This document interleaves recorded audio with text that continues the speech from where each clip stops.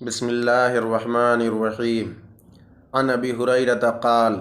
سمعت ابا القاسم صلی اللہ علیہ وسلم یقول من قذف مملوکہ وهو بریء مما قال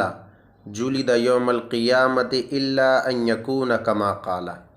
حضرت ابو ہریرہ رضی اللہ تعالیٰ عنہ سے روایت ہے کہ میں نے نبی کریم صلی اللہ علیہ وسلم کو فرماتے ہوئے سنا کہ جو شخص اپنے مملوک، اپنے غلام یا اپنے نوکر کو گالی دے اور وہ غلام اس گالی سے بری ہو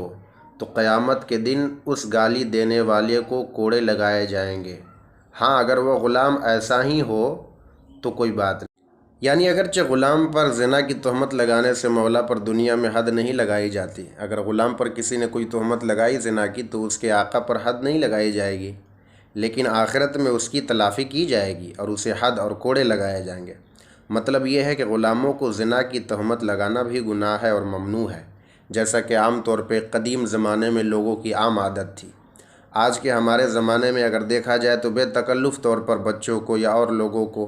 ایک لفظ حرامی کہہ دیا جاتا ہے۔